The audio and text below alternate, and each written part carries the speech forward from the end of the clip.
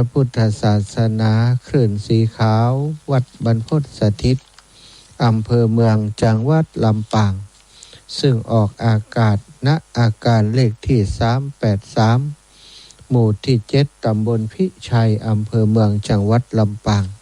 วัดบรรพตสถิตโดยเมตตาบารมีของท่านอาจารย์พระมหานพดลสุวรรณเมธีเจ้าคณะอำเภอวังเหนือผอ.วิทยาลัยสงฆ์นครลำปางสมปานเจ้าอาวาสวัดบรรพตสถิตเป็นผู้อำนวยการสถานีได้มีสมณะเมตตาได้ก่อตั้งสถานีขึ้นมาเพื่อใช้ในการเผยแผ่พระพุทธศาสนาอันเป็นน้ำธรรมคำสอนขององค์ชินวรสัมมาสัมพุทธเจ้าไปสู่ศรัทธาสาธุชนคนดีตั้งหลายที่หุ่มที่สนใจในการฟังธรรมะนะอันเป็นสาระเรื่องราวอันเป็นสาระต่างๆขณะนี้สถานีของเราอยู่ในช่วงการทดลองออกอากาศยังบ่ได้รับใบอนุญาตในการเผยแผ่พระพุทธศาสนาจังหวัดลำปางติเคยเข้ารายการจัดรายการให้พ่อแม่ฟังที่ผ่านมาก็จะนิมนต์เพิ่นมาร่วมในการจัดรายการโดยนะดูว่าท่านยังมีความพร้อมที่จะจัดรายการด้วยกันก็ถ้าพร้อมที่จะจัดด้วยกันก็จะมาแบ่งเวลากันนะอาจจะเป็นเวลาเดิมที่เคยได้กันส่วนหนึ่งและอีกส่วนหนึ่งก็จะเป็นเวลาของคลื่นสีขาวซึ่งตอนนี้ได้อยู่ในเครือข่ายคลื่นสีขาวในการดำเนินกิจการเนาะศรัทธาในบางเวลาก็จัดสรรปันส่วนแบ่งกันไปเฮาฮับของเปิ้นฮับของเฮาตามความเหมาะสมนะว่าใจว่าออกกะของเฮาไปหาเปิ้น เวลาเปิ้นออกปัดเปิ้นรับเหียบาฮับของเปิ้นสักกรรมเนี่ยมันก็จะเป็นเปื่อนกันบ่ได้จะเป็นมิตรกันบ่ได้จะเป็นเครือข่ายกันก็มาได้แล้วนะจำเป็นจะต้องมีความเอื้อเฟื้อเผื่อแผ่ดูแลกันและกันบางวันเฮาบ่ได้ออกก็ขึ้นสีขาวบางวันขึ้นสีขาวก็ที่ของลำปางนะสลับกันอย่างนี้แบ่งเวลากันอย่างนี้เนาะก็อะไรหาครูบาอาจารย์รูปอื่นๆที่เปิ้นเคยจัดรายการในช่วงเวลานี้เหมือนกันเนอะศรัทธาจะดำเนินการให้เร็วที่สุดในการที่จะปั่นเวลานิมนต์ครูบาอาจารย์มาร่วมงานด้วยกันตั้งสถานีของเฮาและก็จะมีรายการเพิ่มเติมมาในช่วงเวลาต่างๆที่จะ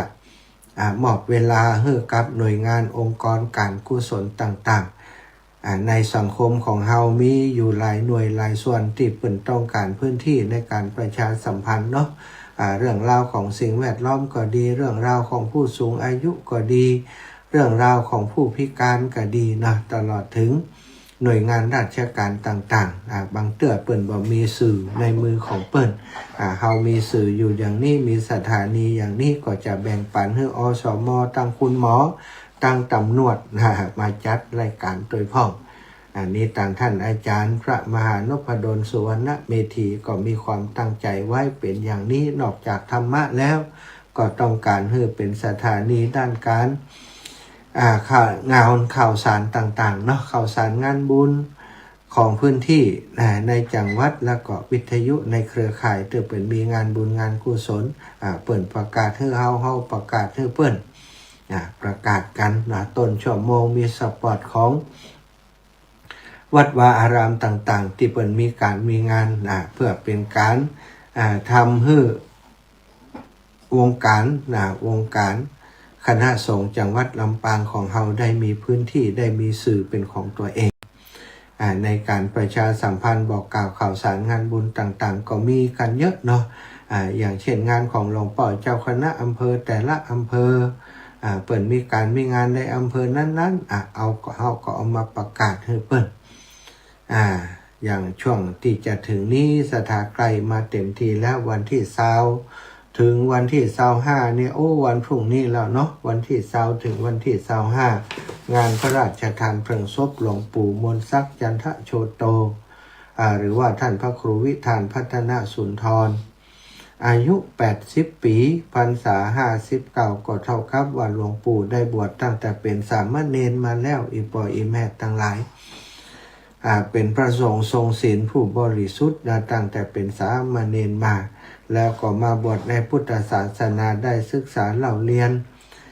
ปริยัติทั้งปฏิบัติแล้วก็มีวิสัยทัศน์ในการพัฒนาเป็นผู้ที่มีความรับผิดชอบต่อคณะสงฆ์เป็นที่ไว้วางใจเจ้าคณะปกครองเพื่อได้เป็นเจ้าคณะตำบลแม่ทะซึ่งถือว่าเป็นตำบลใหญ่ในอำเภอแม่ทะเป็นสมภารเจ้าวัดห้วยแหนสถาเหยเปิ่นได้มรณภาพไปในวัย80 ปีเอาเต่าสมเด็จพระสัมมาสัมพุทธเจ้าเนาะได้ปรินิพพานในพระชนมายุ80 ปีเหมือนกันหลวงปู่ถือว่าเป็นผู้มีบุญเป็นผู้มีอายุยืนได้อยู่ในพุทธศาสนาตั้งแต่เป็นเด็กน้อยมาถ้านับที่เป็นสามเณรก็เป็น60 กว่าปีเนาะสถาญาติโยมอายุ10 ปีไปก็บวชเป็นสามเณรตั้งวันที่20เนาะวันพรุ่งนี้แล้วเพิ่นจะเอาศพหลวงพ่อลงขึ้นสู่เมนขึ้นสู่ปราสาทที่เมนชั่วคราววัดตาแหนตำบลแม่ทะอำเภอแม่ทะจังหวัดลำปางตอนค่ำตอนเอาศพลงก็เอาสรีระสังขารของหลวงปู่ขึ้นสู่ปราสาทเวลา 14 นาฬิกาสถานหลังจากนั้นค่ำหรือคืนมาก็จะมีพระธรรมเทศนาสวดพระอภิธรรมตั้งแต่วันที่20เนี่ยจนไปถึงวันที่24เดือนมกรามีเทศมีสวดทุกค่ำคืนวันที่25ก็เป็นวันที่พระราชทานเพลิงศพมีงานตั้งแต่ตอนเช้าไปถึงพิธีพระราชทานประมาณบ่าย 3 โมงอีป่อยอีแม่ตั้งหลายอยู่ใกล้บ้านใกล้เรือนเคียงตำบลใกล้เคียงอำเภอใกล้เคียงพี่น้องในอำเภอเมืองอำเภอก้อคาห้างชัดอำเภอแม่ทะแม่เมาะไก่กันนี่ที่หู้จักก็ดีบ่หู้จักก็ดีเนาะอาจจะหู้จักกับหลวงปู่หรือว่าบ่หู้จักก็เขาถือว่าพระสงฆ์องค์สังฆเจ้าเป็นเนื้อนาบุญอยู่วัดใดก็ตามเนาะก็เป็นครูบาอาจารย์ของหมู่เฮาทั้งนั้นไปทำบุญไปเอาบุญกับเพิ่นได้ไปจะไปออกโฮงทานก็เป็นการยินดีอย่างยิ่งเป็นออกโฮงทานของพระสงฆ์องค์สังฆเจ้านี้ได้บุญหลายอีป่อยอีแม่โดยเฉพาะงานพระราชทานเพลิงศพคนไปเยอะเนาะเอาน้ำดื่มไปเอาน้ำเย็นไปเอาน้ำชากาแฟไปตลอดถึงอาหารต่างๆจะเป็นส้มตำขนมจีนก๋วยเตี๋ยวกาไอศครีมกาน้ำมะพร้าวกาเนาะเป็นประโยชน์กับคนที่ไปร่วมงานเปิ้นได้กินได้บริโภคเฮาก็ได้บุญกับเปิ้นเจริญปอนแจ้งให้ศรัทธาญาติโยมได้รับทราบ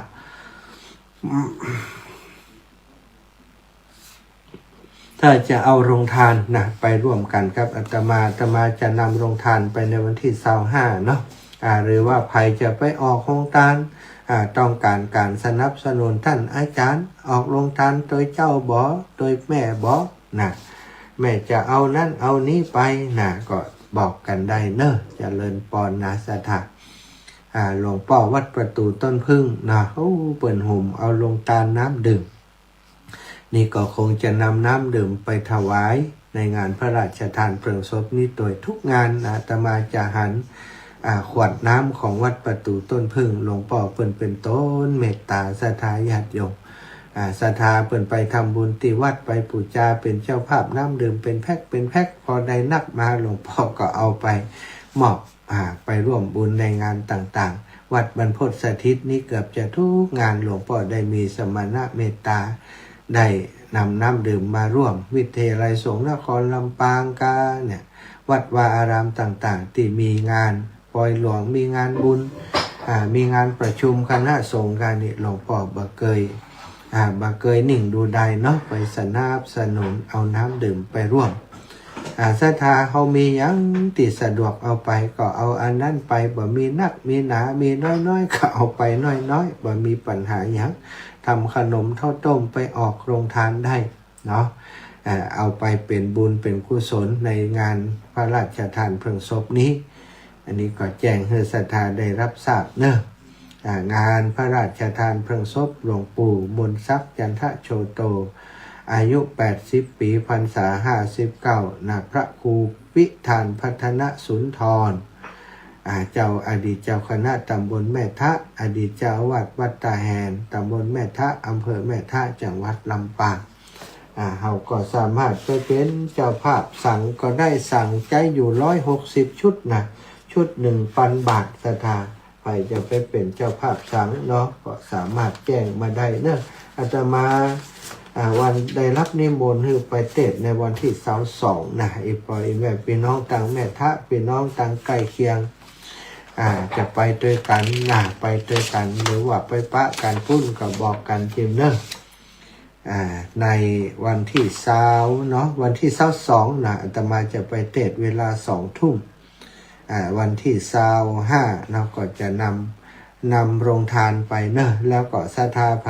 จะเอาโรงทานไปก็ดีจะไปร่วมเป็นเจ้าภาพสังก็ดีนะแจ้งกับท่านอาจารย์พระอธิการชันคุตตธรรมโมนะวัดท่าแหนใดถ้าไปที่วัดใดก็ซ้ำดีเนาะหรือว่าถ้าไปบ่ได้โทรมาถามที่อาตมาวันก่อนมีดีกาอยู่อาตมาประกาศอยู่แล้วเอาไปไว้ไหนบ่ฮู้สถานเบอร์โทรของท่านอาจารย์ก็อยู่หั่นน่ะนะแล้วเอาไปชวงที่ไหนบ่ฮู้นี่ประกาศไม่ประกาศมากำไปกำมาเอาไปวางไหนบ่ฮู้ชอบอย่างใดก็ได้นี่เหรอน่ะเอาไปวางทับอยู่นะเครื่องสังฆทานจำนวน160 ชุดละ1,000 บาทหรือจะร่วมทงทานอาหารน้ำดื่มตามกำลังศรัทธาร่วมทำบุญได้ที่บัญชีธนาคารกรุงไทยเลขที่บัญชี52803111499ธนาคารกรุงไทยเลขที่บัญชีจดเนอะอีแม่อีปอถ้าจะร่วมบุญ52803111499นะ52803111499นะชื่อบัญชีกองทุนบำเพ็ญกุศลพระครูวิธานพัฒนสุนทรสอบถามรายละเอียดได้ที่พระอธิการชันคุตตธรรมโมเจ้าอาวาสวัดตาแหนเบอร์โทรของท่านอาจารย์0857180209นะสถานติดต่อที่เบอร์นี้เลยนะ0857180209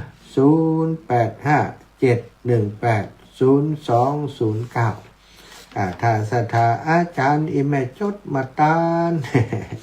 โทรมาถามที่อาต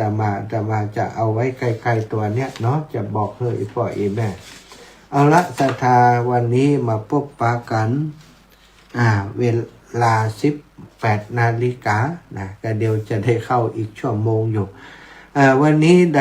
ด้ปรับเครื่องทรงเนาะได้ปรับเครื่องทรง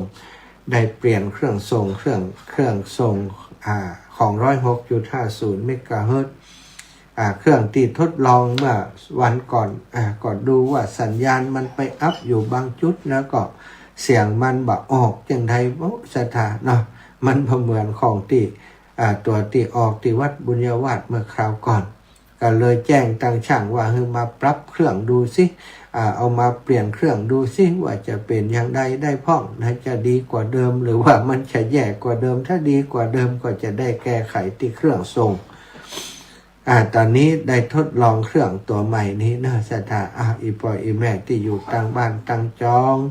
ฟังรายการอยู่ตอนนี้อาตมาขออนุญาตเช็คนะไผที่ได้ยินวิทยุอยู่ในขณะนี้แล้วก็คิดว่าตัวเองอยู่ไกลจากวัดบรรพตสถิตเกิน30 กิโลนะหรือว่า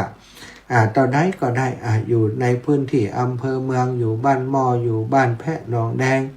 อยู่บ้านท่าโถกอยู่บ้าน เสด็จบ้านอย่างก็เนี่ยแม่ติ๊บกาฟังบ้านจำบ้านอีแหม่มได้ละลืมไปละพี่น้องนายแช่นะบ้านนายแช่ตังแม่เมาะเนาะฝั่งแม่เมาะฝั่งแม่ทะบ้านนาดูนาโดงบ้านดอนไฟบ้านผาแมวนี่เสียงเป็นอย่างไรจะชัดเจนดีหรือไม่ถ้าฟังอยู่อาตมาขอช่วยโทรมาแจ้งโทรมาบอกกำเนอะถ้าเสียงชัดเจนดีก็จะได้บอกตังช่างเทคนิคว่าอันนี้ใจได้นะถ้าเสียงบดีก็จะได้ปรับปรุงต่อไปแฮมเนาะ0808844173เนอะ08088441730808844173สถาอีปออีแม่ตั้งหลายลองเช็คดูลองพอดูเนอะเพื่อจะได้ดีขึ้นเนาะ0808844173สถาอีปออีแม่ลองเช็คดูตอนนี้สัญญาณมาถึงสัญญาณสิ้นสุดแถวกาดต้นยางตำบลพิชัยนะอันนี้ขนาดใช้กำลังส่งของเครื่องวัดตีเดิมนะสัญญาณยังมาบัดถึงเปลี่ยนเป็นซีเบแล้วจะทำไงดีครับลองคิดกันดูเนาะก็แก้ไขกันต่อไปหน่อยสัทธาหาทางออกร่วมกันครับให้อากาศอย่างมีคุณภาพและประสิทธิภาพอย่างยิ่งนะช่วยกันออกอากาศอย่างมีประสิทธิภาพมีคุณภาพเอาศรัทธาญาติโยมอีปออีแม่ตั้งหลายไผนี่แม่สีวันธรรมวงศาบ้านทุ่งกล้วยเสียงชัดดีก็ตั้งทุ่งกล้วยนี่ดีอยู่ก้านี่เห็นจัดเสียจัดปั้นต้นยางบัดดีนะแถวต้นยางนี่เสียงบัดได้ยินด้วยว่าขอบคุณอีแม่เนอะแจ้งมาผลการรับฟังบุญหักษากินข้าวแรงครับอย่างวันนี้ข้าวแรงก็แกงพวกกาเมาะผู้เขียวหางดอกเอาสาธุเนอะแม่เนอะบุญรักษาอีแม่ขอบคุณเจริญปอน9512หายไปเสียแล้ว9512อย่างใดกันฮะเนาะให้ออกอากาศอย่างมีคุณภาพหาที่ลงจนใดนักบางเครื่องก็สายอากาศ2อย่างต่ออันนะศรัทธาญาติโยมเนอะอีปออีแม่ทั้งหลายมาโทรมาแจ้งผลการรับฟังหน่อยวันนี้ก็ยังเช็คผลการรับฟังอยู่เนาะแม่มาริวันกับไหว้สาเจ้าท่านประทินได้ก่อเจ้าได้แม่ได้เจ้าจะแวะไปหา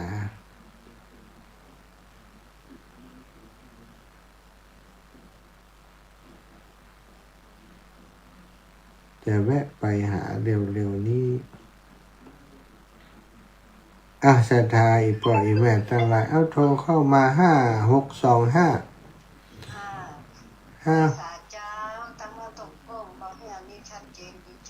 นี่แม่อำไพเนาะเจ้าแม่อำไพบ้านทุ่งโก้งทุ่งโก้งนี่ชัดเจนดีเพลงม่วนก็ทุ่งโก้งม่วนเจ้าดีนะเปิดเพลงมันนี่ยังแฟนให้เนาะเพลงธรรมะนั่นแหละมีความสุขดีทุกวันนี้ก็ฟังกันตี 3 ตี 2ตีไปกับลูกละตี 3ก็ได้ฟังละเจ้าฟังหนังลีดอีแม่ลีดผ้าทรงกะเจ้าสักลีดเจ้าดีกันเนาะเป็นเพื่อนได้ยากกันเนาะตื่นมากับเปิดวิทยุตัวกับฟังตัวได้ความหูได้สตังค์ตัวเจ้ากันงานเขาชุกอกชุกใจเนาะขอบคุณนี่แม่นะเจ้าบุญรักษาเจ้าโยมแม่แม่บุญปันนอใหม่วันที่1นี่ลงตาลด้วยกันเนาะเจ้างานปล่อยหลวงเนาะเปิ่นมีงานอย่างก็แม่ เป็นตานนั้นตานโดมนะกันแหละ ตานเปิดห้องว่าตานอย่าตานโดมเนาะตานโยมวันที่1นี่ยกชัดเนาะแม่เนาะยกชัดยกชัดพระธาตุวันที่2นี่ตานโดมอันนี้เข้ามาหาว่าวันไหนก็แม่เขาจะไปวันที่1ใช่ไหมวันที่ยกชัดนั่นนะวันที่ยกชัดนั้นจะไปร่วมเอาก๋วยเตี๋ยวไปออกโรงทานเอาน้ำดื่มไปออกโรงทานเนอะอีแม่มันมาดูบ้านชื่อมาทำไมมันบอกท่านนัดก็ท่านก็โทรไปหาจันมันเดี๋ยวนี้ท่านนัดแล้วเนี่ยมาท่านนัดแก่จีโทรมันเนอะฝึกเอาอันใหม่นี่มันจะดีกว่าอันเก่าหน่อยมันแค่อันกดรายชื่อมันก็โทรล่ะนะลูบอย่างเดียวเขาต้องเน้นนะคือยกแม่เนี่ยดีแล้วแล้วก็ขอบคุณแต่นักที่จะมาหม่อมทำบุญได้กับทำนอกมีบุญวันนั้นถ้าแม่มโทรหากล่อมหูว่าเปิ่นมีบุญนะมีงานนะมันบุญจะสัมพันธ์กันเนาะดีละโอกาสในการทำบุญมีน้อยนะอายุนักละอีแม่มีบุญอย่างก็ทำติ๊กเฮานักกาววันแก่ขึ้นติ๊กแล้วเนาะทำบุญไปนะรวมบุญรวมกุศลกับวัดวาอารามต่างๆไปมีน้อยก็ทำตามน้อยเฮาไปแม่เจ้าขอบคุณแม่นะตัวเจ้าไว้สาเจ้าแม่บุญปันเป็นน้องถุงฮกชะตาช่วงนี้เฮาพักเบรกสักกำเนาะกันเดียวเฮามาพบปะกันในช่วงต่อไปช่วงนี้ขออนุญาตพักสักกำเนาะช่วงต่อไปพบกันใหม่สาธุ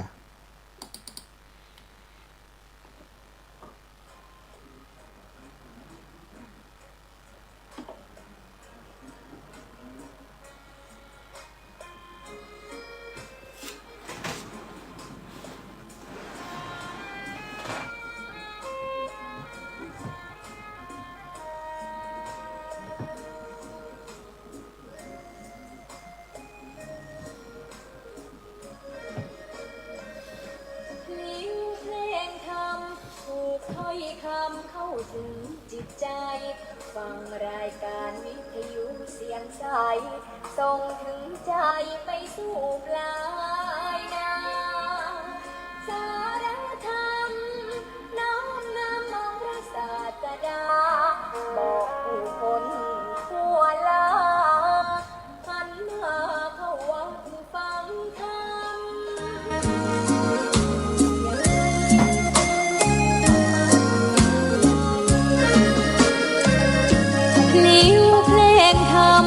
ถูกถ้อยคำเข้าถึงจิตใจ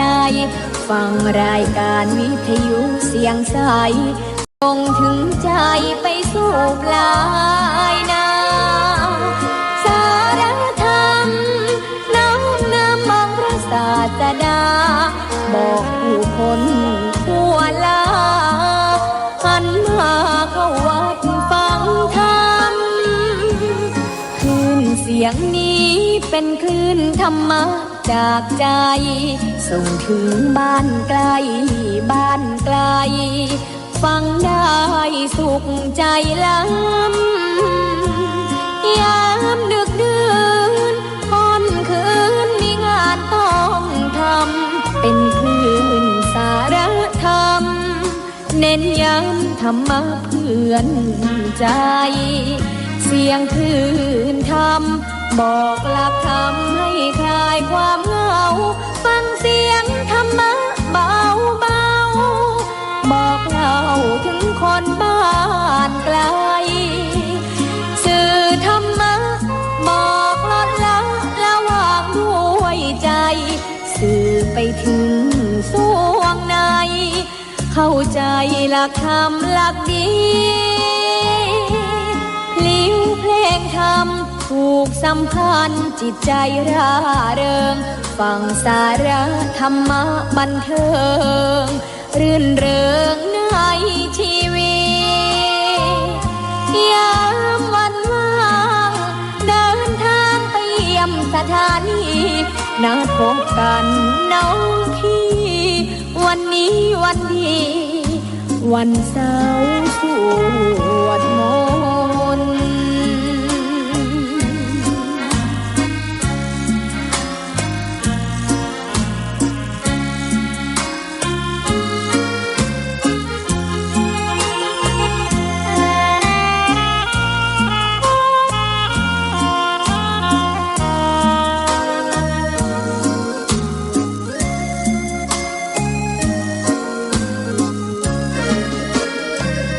เสียงคลื่นธรรมบอกหลักธรรมให้คลายความเหงาฟังเสียงธรรมะเบาเบาบอกเล่าถึงคนบ้านไกลสื่อธรรมะบอกลดละระหว่างด้วยใจสื่อไปถึงสวงในเข้าใจหลักธรรมหลักดีพลิ้วเพลงธรรมผูกสัมพันธ์จิตใจร่าเริงฟังสาระธรรมะบันเทิงรื่นเริงในชีวิตยามวันว่างเดินทางไปเยี่ยมสถานีนัดพบกันน้องพี่วันนี้วันดีวันเสาร์สวดมนต์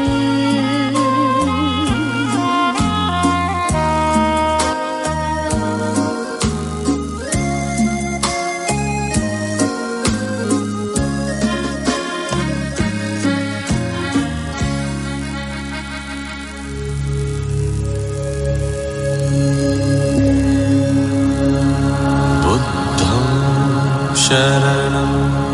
गच्छामि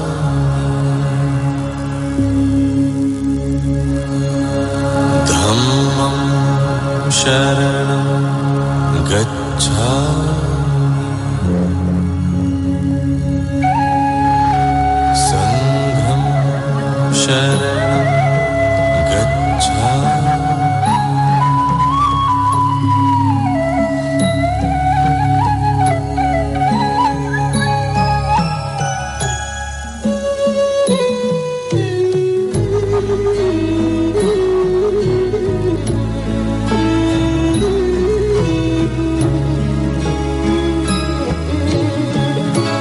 พระอานนท์ออกมาข้างนอกแล้วยืน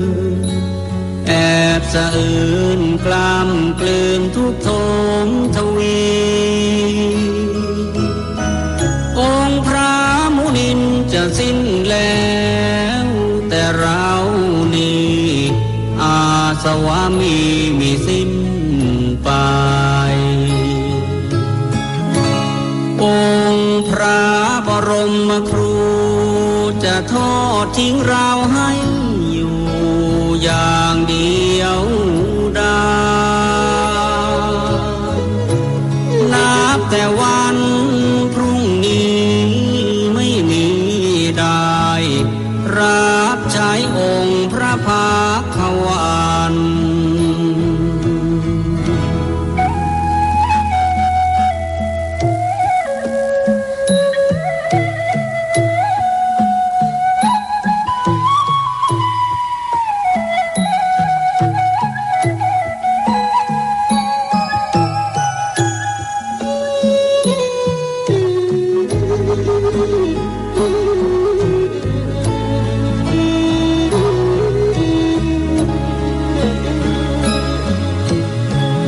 อานนท์นี้จากปูอาจทางถือบาทจีวรถวายน้ำทรงพระพักหลังพระกรบวนพระโอษฐ์อีกตามจรผู้ใดใครหนอภายหน้าโอ้เราดังนกหัดบินแม่นกมาสิ้นสูญชีวาปีกนั้นยังไม่กล้าขาไม่แข็งแรงพอ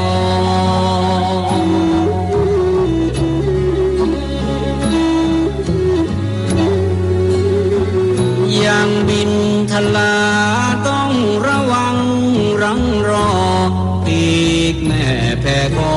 คลอได้พอหล่อเลี้ยงชีวาน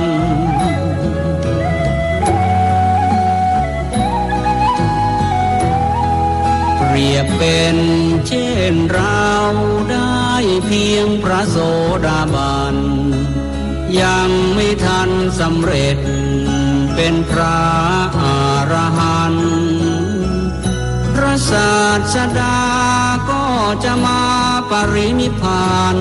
ในราตรีนี้ไม่นานผ่านเลยลาลับลวงไป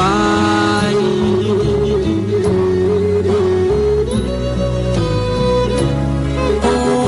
เราทำชันใดเมื่อสิ้นแล้วพระผู้ทรงชัย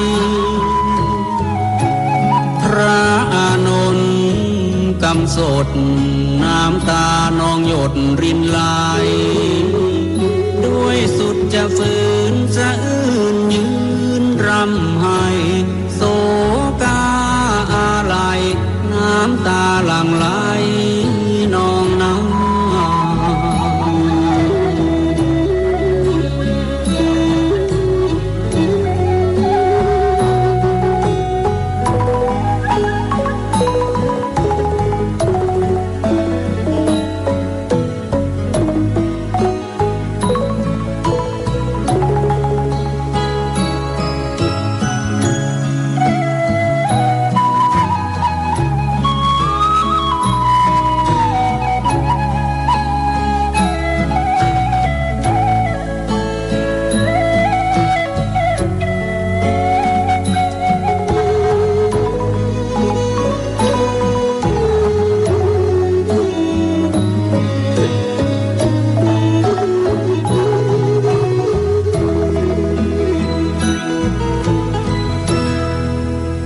องค์พระโทศพลไม่เห็นอานนท์อยู่ในนั้นจึงตรัสถามว่าอานนท์ไปไหนกันพระภิกษุผู้รู้ใจนั้นให้เววา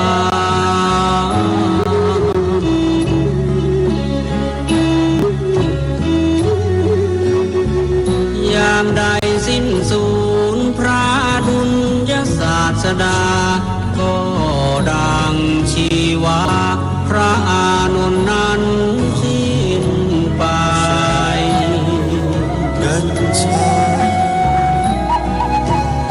ทราบความดังนั้นครั้นองค์พระทรงชัยให้ตามพระอานนท์มาใกล้แล้วย้ำทำให้ปลอบโยน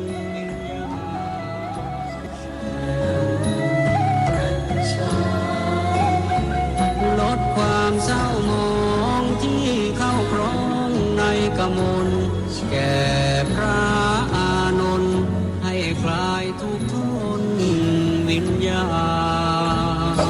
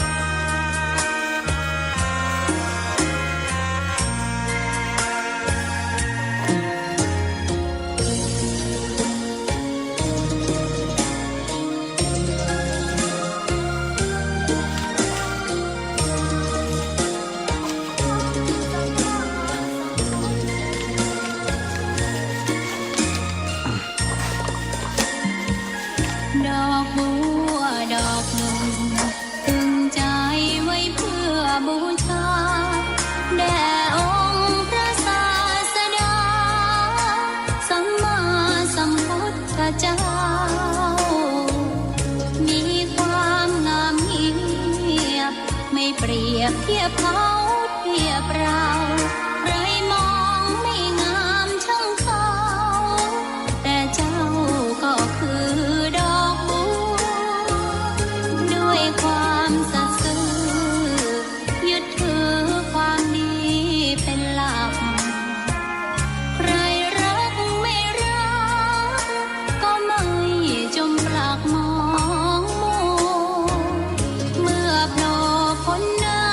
ำก็เห็นความงามในตัวไม่ยึดติดในตมชั่วขอเป็นดอกบัวดอกเดียวใครไม่มองว่าบัวงามเด่นแต่บัวก็เป็นดอกบัวทุกวันอย่างนี้ไม่อยากเด่นดังแต่มุ่งหวังในทางเด่นดี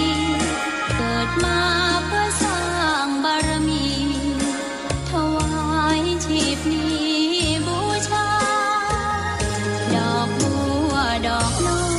ยเฝ้าคอยคนที่ใจบุญมาโอบเอื้อเกื้อกูลรู้ค่าของบุญเก็บบัวขึ้นมาเพื่อสร้างความดีและเสริมบารมีดังว่าใช้ดอกบัวนี้บูชาพระสัมมาสัมพุทธองค์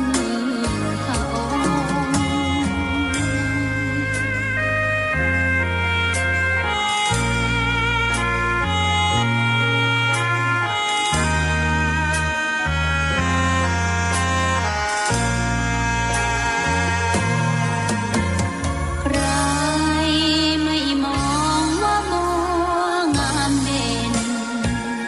แต่บัวก็เป็นดอกบัวทุกวันอย่างนี้ไม่อยากเด่นดังแต่มุ่งหวังในทางเด่นดีเกิดมาเพื่อสร้างบารมีถวายชีพนี้บูชาดอกบัวดอกน้อยเฝ้าคอยคนที่ใจบุญมาโอบเอื้อเกื้อกูลรู้ค่าของบุญเก็บบัวขึ้นมาเพื่อสร้างความดีและเสริมบารมีดังว่าใช้ดอกบัวนี้บูชา ขอนอบน้อมต่อพระรัตนตรัยแก้วจำสามประการ น้อมเอาคุณพระพุทธเจ้า คุณพระธรรมเจ้า คุณพระสังฆเจ้า คุณพระอรหันตเจ้าอริยสงฆ์เจ้าจุตนจุองค์ได้เมตตาแผ่ปรมีมาเป็นนวโลกุตรธรรม ปกเก่าเกษาปกห่มหักษาครูบาอาจารย์ พระมหาเถระ พระเถรานุเถระเปื่อนสหธรรมิกสหพรหมจารีทุกรูปทุกองค์ ปกห่มหักษาศรัทธาสาธุชนคนดี เท่าแก่อีป่ออีแม่ตั้งหลายที่ติดตามรับฟังรายการสารธรรม ยามค่ำตั้งสถานีวิทยุเพื่อพระพุทธศาสนา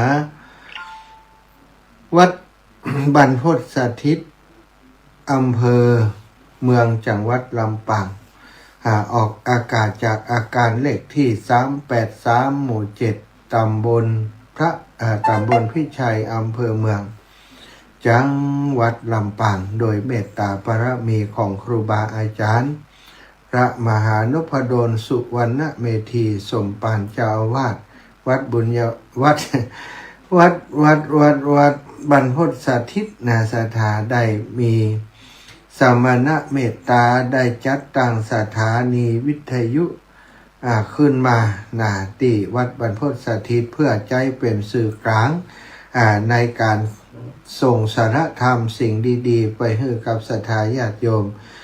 ที่ฟังรายการอยู่ต่างบ้านต่างจ่องได้สดับรับฟังพระธรรมเทศนาได้รับฟังสาระธรรมข่าวสารวิชาการต่างๆที่ดีๆนะแต่ซึ่งปัจจุบันนี้มีคนฟังรายการที่ติดตามรายการธรรมะก็ดีติดตามรายการต่างๆของสถานีมีอยู่ปริมาณเยอะพอสมควรเท่าที่ได้ตรวจสอบได้เช็คดูเนาะเพราะมีฐานผู้ฟังที่เคยฟังสถานีวิทยุวิทยาลัยสงฆ์นครลำปางติดตามมาฟังสถานีวิทยุของเฮาแห่งนี้ต่อโดยความที่มีคลื่นความถี่เดียวกันแต่ว่าเปลี่ยนเพียงแต่ชื่อสถานีเพราะว่าสถานีวิทยุวิทยาลัยสงฆ์นั้นตอนนี้กำลังขอสัญญาณใหม่รหัสคลื่นสัญญาณใหม่แล้วก็สถานที่ตั้งแห่งใหม่ที่วิทยาลัยสงฆ์นครลำปางอยู่ในระหว่างดำเนินการแต่คงประเมินนานจะได้อีกสถานีหนึ่งเนาะช่วงนี้ก็ฟังสถานีนี้ไปก่อนอีกประเมินนานก็จะได้ฟังอีกสถานีหนึ่งสถาเต็มที่เลยลำปางของเราเนาะมีสถานีธรรมะหลายๆคลื่นความถี่หลายๆสถานีก็จะเป็นประโยชน์แก่ผู้ฟังในพื้นที่ต่างๆต่อไปพบปะกันวันนี้อาตมาภาพรายงานตัวจัดรายการตามปกติสถาวันนี้นักน้อยตั้งแต่ตีสามมาตื่นตีสองจัด2 เกิงจัดรายการตี3 ถึง 6 โมง3 ชั่วโมงผ่านไปเมื่อตอนเจ้าเล่นเอาสลืมสลือไปเหมือนกันเนาะเนื่องจากว่าต้องเข้ารายการแทนครูบาอาจารย์อีก1 ชั่วโมงของตัวเอง2 ชั่วโมงเป็น3 ชั่วโมงตอนเจ้าแล้วก็ตอนบ่ายนี้ได้มาเข้ารายการช่วง 18 นาฬิกาต่อเนื่องมาจนถึงเวลานี้พบปะกับอีปออีแม่ทางสถานีวิทยุคลื่นใหม่ของเฮา 106.50 วัดบรรพตสถิตตอนนี้ก็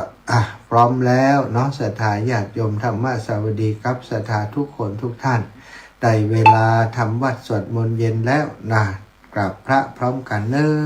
กราบ1พุทโธเมนาโถ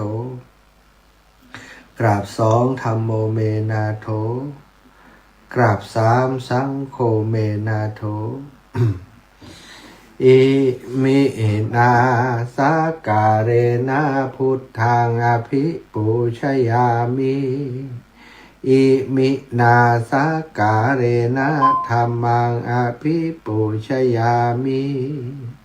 อิมินาสาการเรนะสังฆังอภิปูชยามิอระหังสัมมาสัมพุทโธภควาพุทธังภควันตังอภิวาเทมิกราบสวากขาโตภควตาธัมโมธัมมังนะมัสสามิกราบสุปฏิปันโนภควโตสาวกสังโฆสังฆังนะมามิกราบนะโมตัสสะภะคะวะโตอะระหะโตสัมมาสัมพุทธัสสะนะโมตัสสะภะคะวะโตอะระหะโตสัมมาสัมพุทธัสสะนะโมตัสสะภะคะวะโตอะระหะโตสัมมาสัมพุทธัสสะนะโมตัสสะภะคะวะโตอะระหะโตสัมมาสัมพุทธัสสะพุทธังสรณังคัจฉามิธัมมังสรณังคัจฉามิสังฆังสรณังคัจฉามิตุติยัมปิพุทธังสรณังคัจฉามิตุติยัมปิธัมมังสรณังคัจฉามิต ตุติยามปิสังฆังสารนังกัจฉามิตาติยามปิพุทธัง สารนังกัจฉามิตาติยัมปิธัมมังสารนังกัจฉามิตาติยัมปิสังฆังสารนังกัจฉามิอิติปิโสภะคะวะอะระหังสัมมาสัมพุทโธวิชชาจารณะสัมปันโนสุขโตโลกวิทูอนุตตโรปุริสธรรมสารถิสัทธาเทวมนุษสานังพุทโธภาคาวาติสาวาคาโตภาคาวาตาธัมโมสันทิฏฐิโกอากาลิโกเอหิปัสสิโกโอปันนะยิโกปัจจตังเวทิตาโพวินโยหิติสุปฏิปันโนภะคะวะโตสาวกสังโฆอุชุปฏิปันโนภะคะวะโตสาวกสังโฆยายาปฏิปันโนภะคะวะโตสาวกสังโฆสามิจิปฏิปันโนภะคะวะโตสาวกสังโฆยัตถิทังจัตตาริปุริสายุคานิอัฏฐาปุริสาปุคลาเอสาภะคะวะโตสาวกสังโฆอาหุนายโยปาหุนายโยทักขินายโยอัญชลิการนิโยอนุตตรังปุญญเขตังโลกัสสติ กราบพระพร้อมกันเนอกราบหนึ่งพูดทางวารันตังเสรสานะมามิกราบสองธรรมังวารันตังเสรสานะมามิกราบสามสังฆังวารันตังสิรสานะมามิสัตตาญาติโยมไหว้พระสวดมนต์ทำวัดเย็นเรียบร้อยแล้วลำดับต่อไปก็จักได้อุจาสารธรรมนำสารธรรมมาแบ่งปันศรัทธาแต่ก่อนที่จะน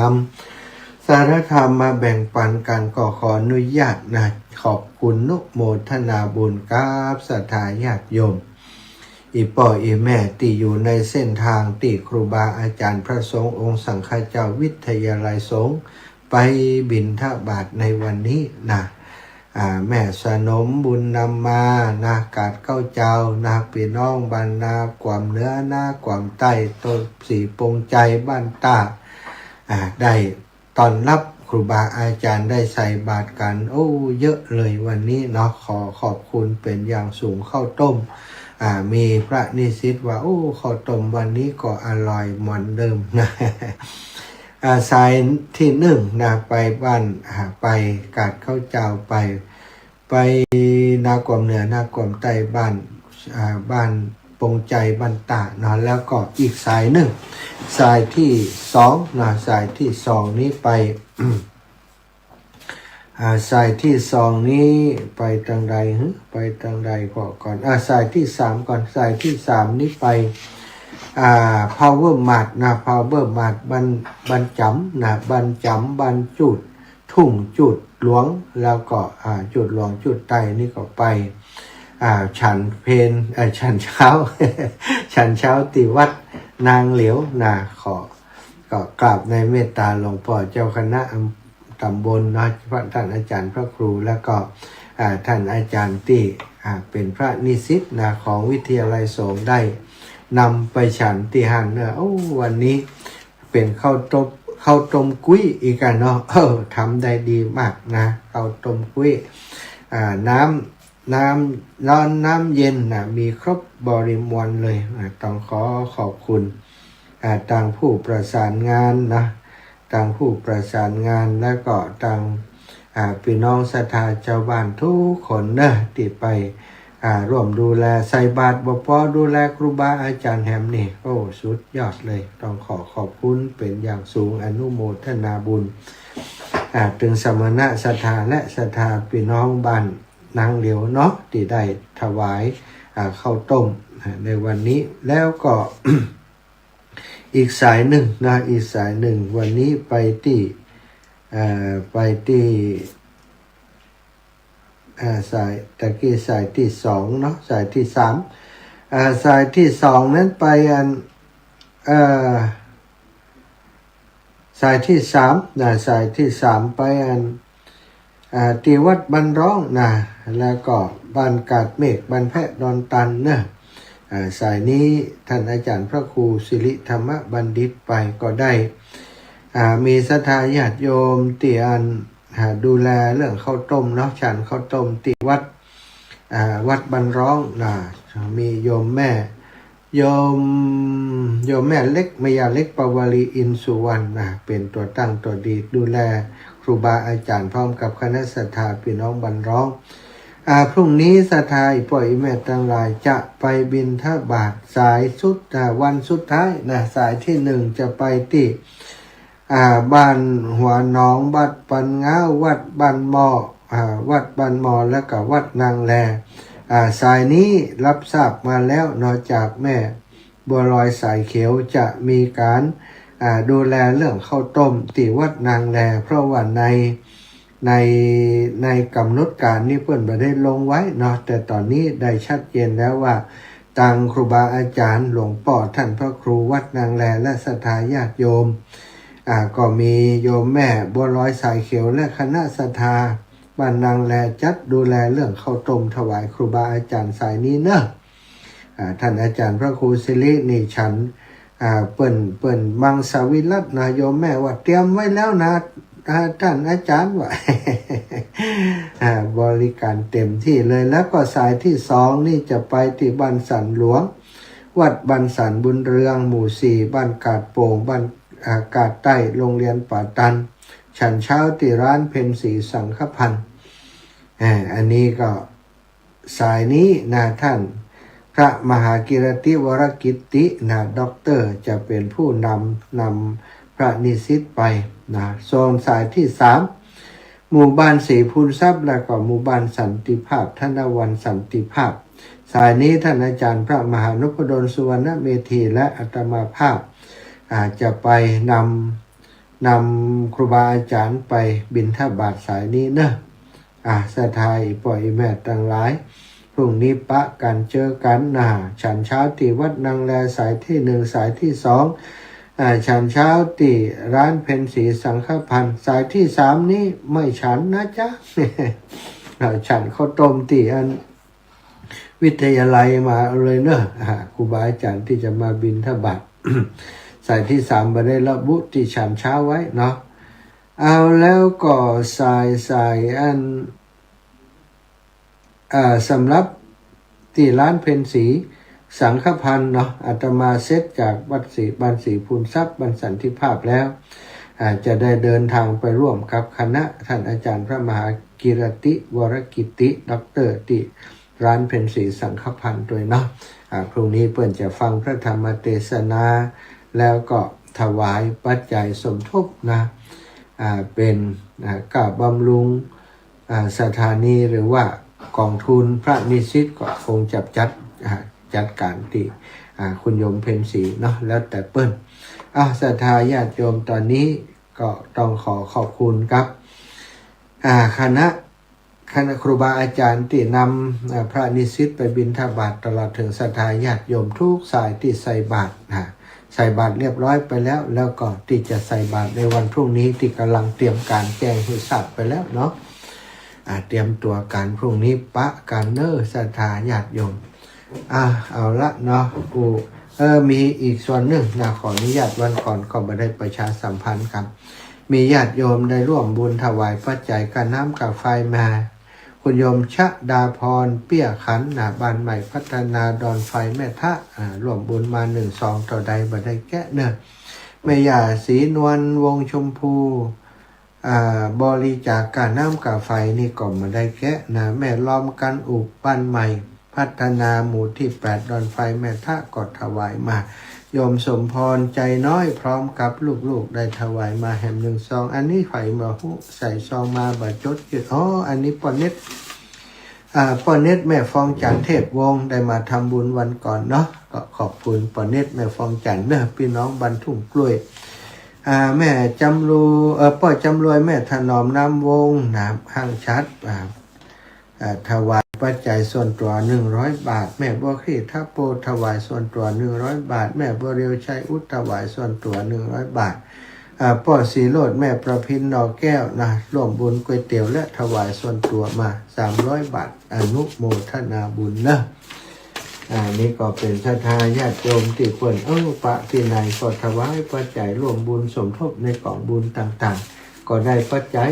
เหล่านี้แหละไปต่อบุญเติมบุญให้กับศรัทธาญาติโยมเนาะเอาไปหอมนั่นหอมนี้สตางค์ศรัทธาตะวานี้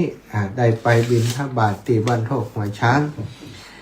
ก็ได้สนทนากับลูกตุตัวหนึ่งนะที่ไปบิณฑบาตโดยการชื่อว่าพระกิตติคุณพระกิตติคุณเป็นนิสิตติปีสุดท้ายแล้วเนาะศรัทธาญาติโยมอู้กันไปอู้กันมาว่าข่มค้างกะเทอม3 ปันก็มาได้จ่ายกำเตือครับว่าก็เลยได้อุปถัมภ์ไปเนาะเป็นค่าเทอมให้กับเปิ้นเอาบุญนี้มาฝากศรัทธาเนอะท่านพระอาจารย์พระกิตติคุณวัดเชียงรายได้ถวายปัจจัยสนับสนุนเป็นทุนการศึกษาให้เปิ้นเป็นเทอมสุดท้ายแล้วติดกับติดค้างบ่ได้จ่ายกำเตือนเนาะก็ถวายให้เปิ้นไป3,000 บาทศรัทธาเป็นบุญที่มาฝากมาแบ่งปันศรัทธาปล่อยแบบทั้งหลายเนอะอนุโมทนาบุญเอาบุญด้วยกันต่อจากนี้ก็จะได้อุจาสารธรรมสนทนาธรรมกันอีปอยอีแมททั้งหลายคนในยุคสมัยนี้นะเราจะหันว่าเป็นยุคที่เจริญทางด้านวัตถุกันเยอะมากนะความเจริญทางด้านวัตถุเยอะปัจจุบันนี้แทบจะบ่หันว่าคนบ่มีเสื้อผ้าใส่บ่มีรองเท้าใส่เขาจะหันว่าทุกคนเด็กๆนะมีรองเท้าใส่ไปโรงเรียนมีเสื้อผ้าที่ดีใส่ไปโรงเรียน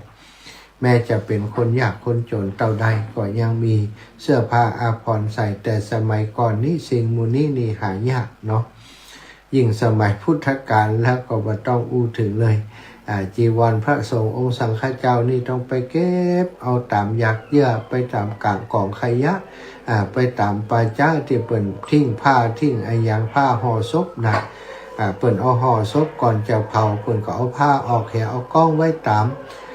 ต้นไม้ในป่าจ้านั้นพระสงฆ์ไปหันก็เอามาซักสีสวีคัดสีสวีวันซักแล้วก็เอามาเย็บมาต่อกันเป็นผ้าสบงจีวรต่างๆอันนี้ความลำบากของสมัยโบราณสมัยก่อนแต่ปัจจุบันนี้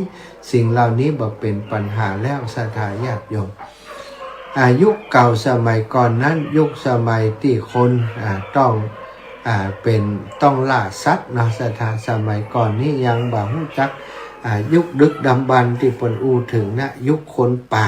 คนป่าสมัยโบราณอยู่ในถ้ำอยู่กันเป็นหมู่เป็นคณะอยู่ในถ้ำนะออกล่าสัตว์กันกินสมัยก่อนสัตว์เยอะหรอกสัตว์เยอะล่าสัตว์จากตีล่าด้วยมือ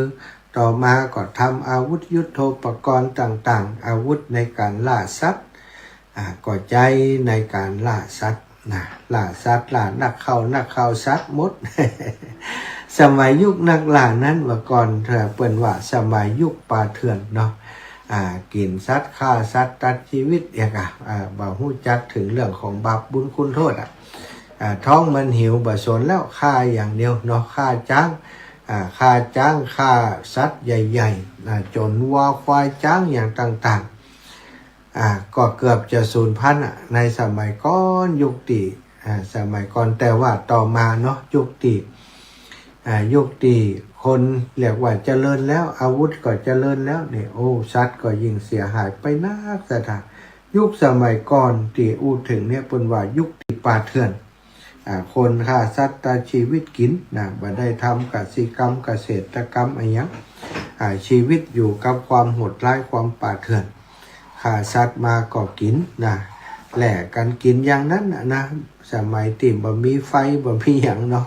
กินดิบสดกันเลยเปิ้นว่ายุคนั้นเป็นยุคป่าเถื่อนยุคบ่มีวัฒนธรรมภาษาอู้ก็อามีภาษาคิดมีภาษาเขียนอะไรยังสถาย้อนไปสมัยดึกดำบรรพ์พุ่นนั้นเปิ้นเรียกว่ายุคคนป่าเถื่อนศรัทธาญาติโยมทั้งหลายคำว่าป่าเถื่อนนั้นสมัยก่อนคือลักษณะอย่างนี้แต่คำว่าป่าเถื่อนในสมัยปัจจุบันนั้นหมายถึงคนที่มีความหันแก่ตัวแล้วก็แสดงออกซึ่งความป่าเถื่อนง่ายที่สุดในการแสวงหาปัจจัยเครื่องปนเปื้อชีวิตร่างกายคนเฮาย่อมควนควายเพื่อตัวเองก่อนจนบางคนมีความทะเยอทะยานมากเกินไปก็ทำให้การกระทำแสดงออกซึ่งความป่าเถื่อนทำให้เกิดการละเมิดกฎหมายกฎข้อบังคับหลีกเลี่ยงระเบียบต่างๆความทารุณโหดร้ายเป็นเหตุแสดงออกซึ่งความป่าเถื่อนประการที่สองการเบียดเบียนกันด้วยความแค้นเคืองจากเรื่องเล็กๆน้อยๆเพียงเล็กน้อย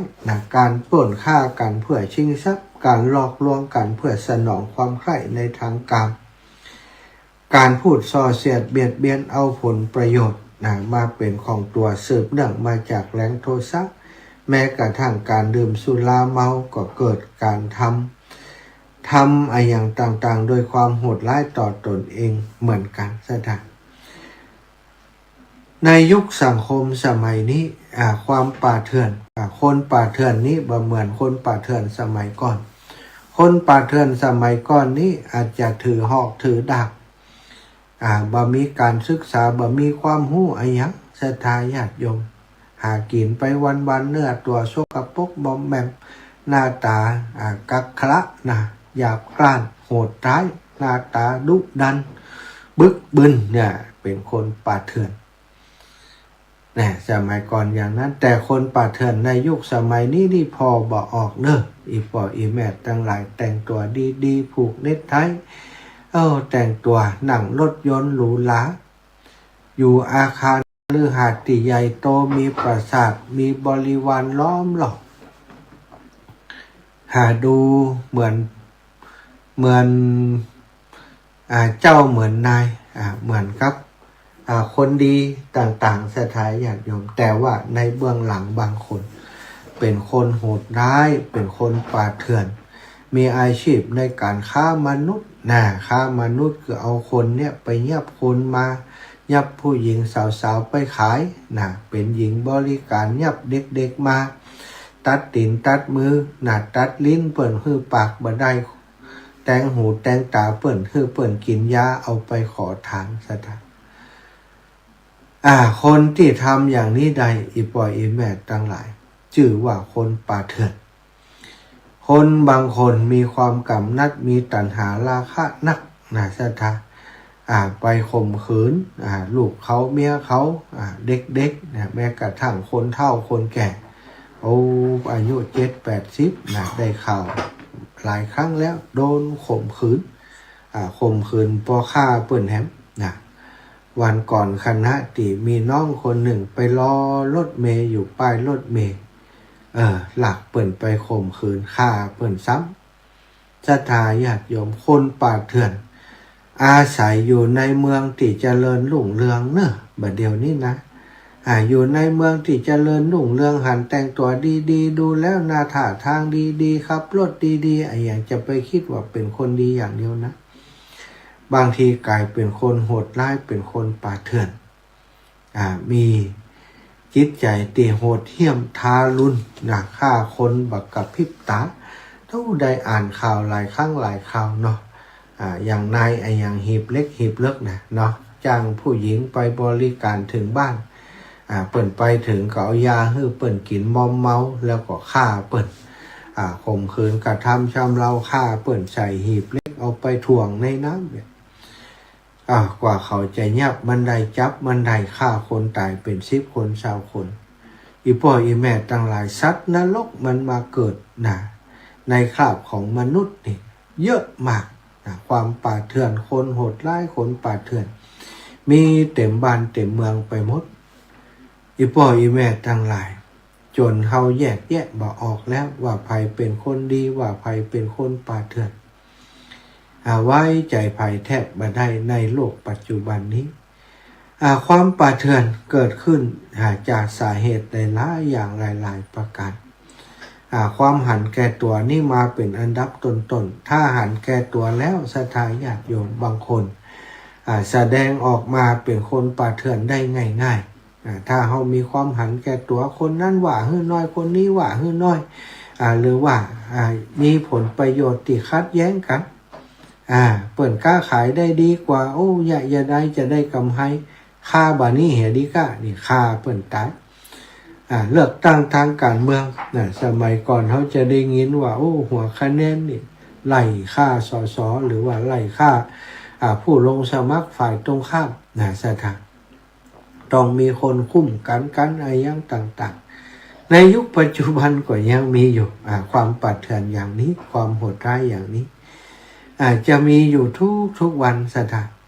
ในทุกนาที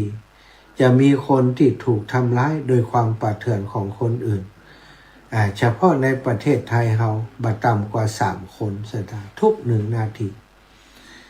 ความโหดร้ายความป่าเถื่อนความรุนแรงในครอบครัวต่างๆนี่อีปอยอีแม่ต่างหลายมันเกิดขึ้นมีขึ้นในโลกของเฮานี่อยู่ตลอดเวลาแต่ว่าไผที่จะอยู่กับสิ่งเหล่านั้นเนาะไผจะเจอไผจำเจอแล้วแต่บุญวาสนาของไผบางครั้งบางทีเฮาบ่ฮู้แม้กระทั่งสามีภรรยาที่อยู่ด้วยกันอยู่ด้วยกันมาเวทพิษพ่อมองใจมีปัญหากันมาเนี่ยฆ่าสามีฆ่าภรรยาฆ่าสามีฆ่าภรรยาวันก่อนเนี่ยเอาไปมกในสวนพักสวนหลังบ้านฆ่าเปิดแล้วก็อยู่ไปฝังที่สวนหลังบ้านปลูกพักปลูกไม้อยู่หั่นสถานเอาพักนั้นมาให้แม่เฒ่ากินอยู่อย่างเอาไปเอามาสืบไปสืบมา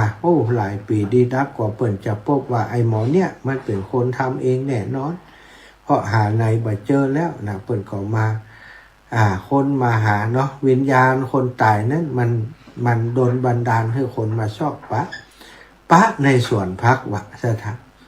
สามีเป็นคนทำภรรยานี่อีพ่ออีแม่ทั้งหลายความโหดร้ายความป่าเถื่อนนี้มันอยู่ในตัวมนุษย์คนใดมนุษย์คนนั้นก็เป็นสัตว์ที่ป่าเถื่อนเกิดขึ้นจากสาเหตุหลายๆอย่างหลายๆประการเนาะเราต้องระวังอยู่กับคนปัจจุบันนี้อยู่กับสิ่งต่างๆปัจจุบันนี้จะไปคิดว่าเราอยู่โลกเจริญแล้วสิ่งเหล่านี้จะบ่เกิดกับเราประมาทบ่ได้ศรัทธาญาติโยมโดยเฉพาะอีป่อยอีแม่คนเฒ่าคนแก่อยู่กับบ้านกับจองเนี่ยคนมีสตังค์นี่ประมาทบ่ได้เนอะคนนั้นมาถามนั่นคนนั้นมาถามนี่จะมาเข้าบ้านห้ามให้เข้าเด็ดขาดแม้กระทั่งจะยืนอู้กับคนแปลกหน้าศรัทธาต้องอยู่ห่างๆบัดเดียวนี่มียามีอะไรอย่างนะจับแขนเฮากำเดียวนี่สลบได้นะยา8 แขน8 มือเฮาหรือว่ายาพ่นยาฉีดใส่เขามีหลายๆวิธีการอีปอยอีแม่ทั้งหลายคนเฒ่าคนแก่เจอบ่อยโดนปล้นซึ่งหน้าใส่สร้อยใส่ไอ้ยังไปกาดไปลีเนี่ยโอ้ยตายายจะไปไหนข้าหนูจะไปส่งข้าพยุงข้ามถนนนี่นะเอากำเดียวมีแล้วสลบขำอ้อมแขนถอดสร้อยถอดไอ้ยังไปเรียบร้อยคือเปิดหนังข้างถนนหันหนีไปได้หู้แล้วกว่าจะฟื้นมามีหลักกระเป๋ากับมีสร้อยของไอ้ยังต่างๆอยู่ในตัวหายไปหมดนี่สัตว์ติป่าเถื่อนมันอยู่กับสังคมอยู่กับคนเฮานี่แหละศรัทธาความคนป่าเถื่อนเปิ้นบอกว่าคือคนที่บ่ฮู้จักรับผิดชอบชั่วดีเรียกว่าเป็นผู้ที่มีความหลงเข้ามาครอบงำใจทำให้หันผิดเป็นชอบลงทำลายชีวิตสัตว์ลง รังแกผู้อื่นเพื่อจะเอาสิ่งที่ได้จากการรังแกผู้อื่นนั้นเบียดเบียนผู้อื่นมาบำรุงชีวิตของตัวหลอกลวงลักลวงเอาทรัพย์สินของคนอื่นมาเป็นของตนโดยบัลละอายต่อบาปบัลละอายว่าตัวมันได้ยะอย่างสักอย่างไปเอาของเปิดมาเป็นของตัวเปิดเนี่ยให้ยานาหิมตายสถาพอจะได้เข้าคืนทุคืนถังเปิดเกี่ยวเปิดจะเอาเข้าตีเข้าตียังไว้ตรงไว้นาสมัยก่อนเนาะใส่ไต่ใส่ยังไว้ไปลักของเปิดเฮียหมดเนี่ยเอามากินจะล้ำสักเพียงใดก็ตามและศรัทธาญาติโยม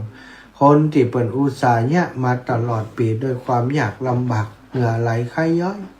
อันนี้เอาของเปิดไปเนี่ยเปิดเลี้ยงวัวเลี้ยงควายกว่าจะใหญ่หลักของเปิดไปบัดเดียวคนป่าเถื่อนนี่มันมีเครื่องมือเนื้อสถาลักงัวเป็นขอกมันเอาได้หลักวัวลักสัตว์เนี่ยตอนคืนเล้าคืนรถไปเลยจับไผ่มาได้นี่สมัยก่อนลักทีละตัวเนาะบัดเดียวนี้มันเอาเป็นขอกศรัทธาอีปอยอีแม่ต่างหลายนี่คือสิ่งที่น่ากลัวที่เกิดขึ้นในสังคมบ้านเฮาบัดเดี๋ยวนี้คนลักลวงคนหลอกลวงมีเยอะเพื่อจะเอาทรัพย์สินของคนอื่นมาเป็นคนตัวคนอย่างนี้สูญเสียคุณธรรมทางจิตใจมักจะคบชู้สู่สาวด้วยความเมามันมักซุกในกามารมณ์แม้จะเป็นเพียงชั่วเล่นชั่วแล่นไอ้หมูนี่โหดร้ายสถานบางเตือได้สมใจแล้วฆ่าเปิ่นอย่างที่ว่านั้นความโหดร้ายความเป็นสัตว์บุคคลที่ปล่อยให้กิเลสกิเลสชาติทั้งสามนี้เขาครอบงำความโลภความโกรธความหลงเข้าครอบงำบามีฮิริโอตตัปปะบามีความอดทน บามีการฝึกฝนตนเองก็มักจะแสดงออกซึ่งกิริยาอาการต่างๆตามที่กล่าวมาเนาะเวลาโกรธกับโกรธอย่างรุนแรงแค่เปิ่นขับรถตัดหน้าอาจจะได้ตั้งใจด้วยความประมาทพลั้งเผลอลงบุบลงตีลงฆ่าลงฟันกันเขาเป็นธาตุของความโกรธแสดงความโหดร้ายออกมาฉะนั้นศรัทธาญาติโยมเมื่อเราต้องอยู่กับคนในโลกใบนี้บ่ฮู้ไผเป็นคนดีบ่ดีบ่ฮู้ไผเป็นคนป่าเถื่อนบ่ป่าเถื่อนเราจะต้องระมัดระวังตัวให้ดี แล้วที่สำคัญเฮาเองอย่าได้ไปเป็นคนป่าเถื่อนเด็ดขาด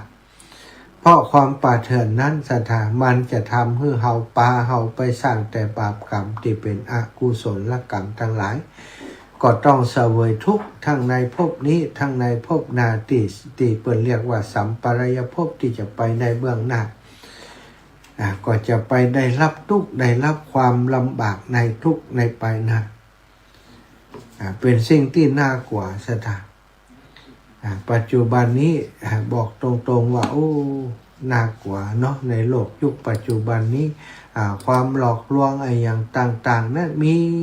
เต็มไปหมดสถานอีปอยแม่ต่างหลายแม้กระทั่งเฮาอยู่ที่บ้านของเฮาเนี่ยมีโทรศัพท์อย่างอาตมากล่าวถึงบ่อยๆมีโทรศัพท์อยู่ในมือนี่เฮาพร้อมจะถูกหลอกได้ทุกเวลาเนอะจะถูกคนโหดร้ายตีแฝงมาในเทคโนโลยีหมู่นี้มาทักมาทายเนี่ยมีรูปโปรไฟล์ที่ดีเอามาออกมาเป็นเปื่อนตั้ง Facebook มาเป็นเปื่อนตั้งไลน์จะไปมาเป็นคนดีพอเขาตายใจแล้วคนดีติถึงนั้นกลายมาเป็นสัตว์นรกก็มีหลายๆคนเนาะมีแหม่มคนหนึ่งเดินทางจากประเทศของเขาไปหาผู้ชายอีกประเทศหนึ่งพอไปถึงแล้วปุ๊บศรัทธาญาติโยมผู้ชายคนนั่นปอกหลอกหมดแล้วฆ่าเปิ่นทิ้งเหี่ยเอียอีปล่อยอีแม่ต่างหลายอันเนี้ยระวังให้ดีสัตว์นรกมันอยู่เต็มไปหมดเราจะต้องอยู่ด้วยความบอกประมาทในชีวิตเฮาบ่ฮู้ว่าภัยหมู่นี้จะมาถึงตัวเฮามาได้เนาะ มีแต่ความประมาทความระมัดระวังเท่านั้นที่จะทำให้เราอยู่รอดปลอดภัยและความป่าเถื่อนอีกอย่างหนึ่งศรัทธาญาติโยมที่เราได้ฮู้ได้หันได้ยินกันทุกวันนี้การฆ่าการสงครามที่เกิดขึ้นทั่วทุกหัวละแห่งในบ้านเมืองที่ว่าเจริญแล้วโดยอารยธรรมแต่ทำไมถึงมีการฆ่าฟันกันเป็นพักเป็นปลายิ่งอาวุธเคมีอาวุธชีวภาพต่างๆซึ่งเป็นอันตรายต่อคนมากๆนะศรัทธาก็เอามาฮบทับจับซึกกันเอามาเป็นอาวุธในการฆ่าการห้ำหั่นกันเป็นสิ่งที่เกิดขึ้นในโลกยุคสมัยนี้เป็นสิ่งที่น่ากลัวตอนนี้มีพระสงฆ์กลุ่มหนึ่งได้รณรงค์เรื่องความโหดร้ายเรื่องความรุนแรงนี้ศรัทธาคือคนทั้งโลกของเรานี่หันมาสำรวจตรวจสอบช่วยกันว่าปัจจุบันนี้เราอยู่เรามาถึงจุดนี้กันอย่างใดเรามีความโหดร้ายในจิตในใจก่อเรามีความสงบในจิตในใจก่อถ้าเราเป็นคนที่บ่มีความ บ่มีหิริโอตตัปปะบ่มีความเมตตากรุณาเราชอบสงครามเราชอบความรุนแรงหรือว่าชอบบ่ชอบก็ตามแต่เราบ่สนใจในการที่จะหาทางแก้ไขเรื่องความโหดร้ายเรื่องความรุนแรงต่างๆหันคนถูกทำร้ายถูกรังแกเขาก็เฉยเสียบ่พอบ่สนใจบ่ฮื้อความช่วยเหลือบ่ฮื้อการสนับสนุนคนที่เปิ้นได้รับความลำบากอย่างนี้ก็แสดงว่าเขาเพิกเฉยต่อความเป็นไปของเปิ้นมนุษย์ด้วยกันแล้วโลกของเขาก็จะเป็นโลกที่พันหน้าอยู่เนาะพระสงฆ์องค์สังฆเจ้ามีพระไทยถึง3รูปนะศรัทธาได้เปิดเผยแล้วว่ามีพระไทยที่เดินร่วมขบวนเดินสันติภาพที่ประเทศสหรัฐอเมริกานั้น3รูปด้วยกันว่าตอนนี้เป็นไวรัลเป็นคนสนใจที่ประเทศอเมริกาเป็นอย่างยิ่งเพราะประเทศเปิดนั้นมีแต่ความเครียดมีแต่ความโหดร้ายมีแต่เรื่องราวที่มันเป็นเรื่องที่ทำให้สังคมเปิดลำบากเรื่องเศรษฐกิจเรื่องความเป็นอยู่เรื่องยาเสพติดอย่างต่างๆเรื่องความรุนแรงทางเพศเรื่องความรุนแรงทางครอบครัวแม้กระทั่งความรุนแรงเรื่องของสงครามที่เกิดขึ้นในบ้านเมืองของเปิดสถานทำให้ประเทศประชาชนในประเทศตระหนักถึงความเดือดร้อนเนาะเรียกร้องต้องการความสงบหันพระสงฆ์เปิดเดินธุดงค์เพื่อความสงบเลยออกมาเพื่อการสนับสนุนสถานอยากจะให้มีสันติภาพอยากจะให้มีความสงบอยากให้ผู้นำในประเทศของเปิดแก้ไขปัญหาต่างๆโดยสันติภาพโดยเวทีการเจรจาบ่ใจว่าใจอาวุธทำหันกันอย่างเดียวเนาะก็วันนี้ถึงเรื่อง ความหันแก่ตัวคนป่าเถื่อนก็คือคนหันแก่ตัวคนหันแก่ตัวแล้วก็แสดงออกในเรื่องของความโกรธความโลภความหลงโลภะโทสะโมหะซึ่งสิ่งทั้ง3อย่างนี้คือมูลเหตุแห่งความป่าเถื่อนของคนเฮาถ้าบ่อยากเป็นคนที่ได้ชื่อว่าเป็นคนป่าเถื่อนก็ต้องถอนสิ่งเหล่านี้ออกจากตัวจากตนเฮาให้ได้ซะทะออกถอนโลภะถอนโทสะถอนโมหะนี้ให้ออกจากตัวเฮาให้ได้ด้วยสติด้วยปัญญาที่ฮู้ว่าอันยังดีอันยังชั่วเนาะบาปบุญคุณโทษประโยชน์บ่ใช่ประโยชน์ ทำตามที่พระพุทธองค์ทรงสอนละกรรมดำทำกรรมขาว ทำจิตใจชำระจิตใจให้สะอาดบริสุทธิ์บ่เบียดเบียนผู้อื่นบ่เบียดเบียนตนบ่เบียดเบียนผู้อื่นอยู่โดยความเมตตาอันนี้ก็จะชื่อว่าเราเป็นชาวพุทธที่รักสันติภาพรักความสงบสุขอยู่ไกลห่างไกลจากความป่าเถื่อนในจิตใจตัวเองแล้วก็ห่างไกลจากคนป่าเถื่อนที่จะมาเป็นเพื่อนเป็นมิตรซึ่งไปเป็นมิตรกับคนป่าเถื่อนดีบดีเขาก็จะถูกทำร้ายจากความป่าเถื่อนของเขาในที่สุดเนาะเอาละสถาได้จากกันมาพอประมาณพอสมควรแก่เวลา ขออนุญาตประชาสัมพันธ์งานของวัดวัดของวัดห้วยบอนนะวัดมงคลชัยวัดมงคลชัย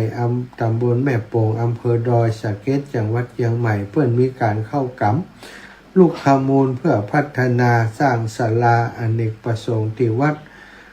มงคลชัยห้วยบอนเนาะตั้งแต่วันที่18จนถึงวันที่22พรุ่งนี้วันที่อาตมาว่าจะไปเพื่อกำลังใจท่านอาจารย์พระครูท่านอาจารย์สุเมธซึ่งเป็นผู้ดำเนินการช่วยเหลืองานในครั้งนี้จะไปเพื่อกำลังใจเปิ่นสักน้อยอาจจะไปนอนพุ่นสักคืนคืน2 คืนก่อนแน่แต่นะวันพรุ่งเสร็จงานที่ลำปางก็จะเดินทางไปดอยสะเก็ดก่อนย่ำตันบอกกับเต๋อยายพอนี่เร็วแต่เจริญปอนช่วยลงมาเด้อไปได้นิงานชมมาดิจะตกนิมนต์กับนิมนต์มาเนอะวะก็ว่านี่เปิดเหมือนนิมนต์อยู่ได้ไปนี่เปิดเหมือนนิมนต์ก็ไปยืนเฉลยหันใดกะมาเป็นที่ขันที่45เดือนกุมภาได้ค่ะดีแล้วเนอะไปก่อนปีนี้นี่หลักมาบ้านเนี่ยเลี้ยงยังบ้านไม่พอแล้วมั้งยายพรเลี้ยงยังยายพรเลี้ยงยังเลี้ยงข้าวต้มทำไม่ได้ลูก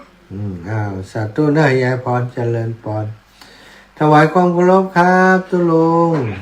โยมพอจะพูดจริงๆนะโดยอาจารย์บรรยงว่าจริงแล้วเหรอจ้ะว่าเดี๋ยวก็ไปเอาคอทั้งหลานใช่ป่ะหลายปีแล้วฟังอยู่จ้าแค่อู้ไปเรื่อยเฉยนะครับผมแทงข้างหลังมาออกหน้าหวยซื้อไว้ฝ่าย2 ใบเหรอผมซื้อ578เป็นออก878ข้างหน้าผมไม่ได้แต่งซ้อนผ่านตัวไงผมซื้อ2 ใบครับเอาวันหน้าเข้าเดี๋ยวผมถวายอาจารย์แน่อาจารย์แล้วบัญชีนั้น563นี่มันคนละธนาคารทางไกลเนาะจ่า53633095กรุงไทยครับใช่ครับมันชื่ออาจารย์มีหลายชื่อหรือไงว่าชื่อเดียวครับพระสมชาตินั่นแหละครับแล้วที่เขาประกาศโยมประกาศนั้นของไม่ใช่กรุงไทยเหรอประกาศที่ไหนที่อาจารย์พวกเกาโยมเมื่อกี้ใครที่ว่านั่นของวัดครับของวัดวัดห้วยไข่ครับผมแฟนพันปอมนมัสการครับผมแฟนพันปอมครับทางบ้านผมนี่เขาเรียกกันสัตว์นรกนี่เป็นเปรตนรกครับเปรตล่ะมันเกิดมาเป็นเปรตนรกครับมันทุกข์ก็ได้ครับทุกข์ก็ได้มันทำร้ายคนไปทั่วเลยครับไปให้มันอยู่ใกล้นะน่าก็ไปอยู่ในตัวเขาก็ไม่ได้มันม่วนนะเป็นนรกมันเกิดระวังมันเข้าไปหาเขาในใจเขาก็ซ้ำให้นะมันฆ่าข่มขืนเลยฆ่าข่มขืนตาสาวเนี่ยโอ้ยแย่เลยมันเป็นเปรตนรกเลยสัตว์นรกน่ากว่าประเด็นนี้สังคมจะหู้ไผ่เป็นไผ่เนาะน่าก็ดูหน้าตานะมันคงไม่ได้ยังบ้านนอกนั่นเตี๋ยในลอกเปิดไปฆ่าเตี๋ยคนเล่าเนี่ยเนาะขับรถเนี่ยเนาะเอาเปิดไปฆ่าปุ่นผมก็เกิดสมัยก่อนแล้วครับสมัยเดอร์ตี้ไฟฟ้าก็มีน่ะน่ะผมใช้กลุ่มล้อตะเกียงเนี่ยกลุ่มทางบ้านผมห้องกลุ่มหูดังดำก่อนได้นะครับผมใช้กลุ่มน้ำก็ผมมี5เพียงน้ำก็พันยากเมื่อก่อนนี้เจอนักเหมือนกันเลยนี่เจอกันแต่ก่อนนะผมเป็นละอ่อนนะผมเจอนักได้ตั้งน้ำมือพ่อแม่5 บาทสาธุอู้กันไปก็ม่วนกันไปเจริญปอนแม่สุกันทาไว้จ้าลูก จ้าแม่ ไม่ใช่มันได้ยินแต่คืนนี่ไม่ชู้มันนั่งชู้บุตรเท่า ฮะสู้กะ มันชู้มันได้ยินนะของแม่ได้ยินปืนแล้วบอกมันว่ามันเจาะแล้วมันบอกตาแต่คืนนี่ตาชู้บุตรเท่า อีแม่ป้าจะขึ้นไรเนี่ยเดี๋ยวนี้ ขึ้นที่อันว่าเป็นโทษนะจ๊ะ แล้วไปถึงพุ่นงำเดี๋ยวนี้ ดองขนาด ป้าเท่าเอาอย่างมาม่วนใจตาใช่ชู้เลยเป็นตาแต่คืน ป้าเท่าของโผล่ดอก มันส่งไปปุ่นหนอปัดเท่ามันจับมงมันหนอ เนาะไม่มีใช่ไหมมันจับมันเป็นแม่ความน่ะใบใจ104แน่นะเป็น106แหละมันจะมีของวัดไฟหินกับไปไก่อยู่วัดไฟหิน104เนี่ยฟังว่าแม่ความแต่คืนมามันอยู่ชุมชนมันรู้ได้นอนเบียดชุมชนเลยนะบินน่ะเบียดชุมชนเอาว่ากันไปได้ยินก็ดีใจนะยานนะแม่จะโอ้อันขอบคุณแต่เต้นคู่คนที่มานั่นเนอะโอ้ดีค่ะยังถ้าอีแม่ได้ไปหันเขาดีใจกะดีใจอีแม่ได้ไปหูไปหันนะส่วนเล็กมันให้ไปหัวเมาหัวน่ะจนแม่มันชอบชู้แค่ซูมเป็นยังหนอรถดีหนอดีรถดีว่ะโอ้น่ะวันหลังไปรถอย่างเงี้ยสบายนี่เนาะ10 คนละ100กับพ่อสบายมากตาอยู่ว่าเจ้าอ้าวสาธุแม่นะจ้าสาธุค่ะโอ้พี่น้องเมืองลี่ว่าสถานีไปถึงเมืองลี่นะโอ้โหทำเหมือนตาเลยข้ามไปถึงเมืองลี่พี่น้องนาจนาจลานี่ก็คงจะได้ยินนะเนาะนาจลาสุดของงานเสริมงามนะพี่น้องนาจลาพี่น้องนาบัวนาน้ำมันนี่ดับปิงนาวางนี่นาแม่ฟองจันบ้านนาน้ำมันเนาะแล้วก็แม่ยาไลต่างถิ่นบ้านนาบัววันนั้นโทรมาก็ฮับสายก็ได้ยินเสียงอีแม่เนาะจากขั้นก็มาหันโทรมาเห็นมาหู้พักกาดแก่แล้วยังนะอยากกินแกงพักกาดเนอะสถานพี่น้องเมืองลี้เนาะแม่มะลิวันที่เมืองลี้นะคงวันที่22เนาะถ้าเป็นไปได้อาตมาจะกลับจากดอยสะเก็ดก็จะสดไปแห่งครับนะไปที่เมืองลี้พี่น้องเมืองลี้ไผ่ที่ยังบ่ได้ปฏิทินหลวงปู่กำเตื้อก็แจ้งให้ทราบเนอะไปถนนสายปุ้นม่วนดีสถานเตียวเข้าลี้สดออกมาซบปากพี่นะถนนมันวิ่งม่วนดีรถเนาะ0808844173เนอะโอ้ลำปางจะปิงแล้วรายงานผลการรับฟังหน่อยลำปางมีที่ไหนมุดล่ะ0808844173เนอะโทรมาคุยกันอีกสักสาย2สายเดี๋ยวจะหมดแล้วเนาะเดี๋ยวจะหมดเวลาแล้ว0808844173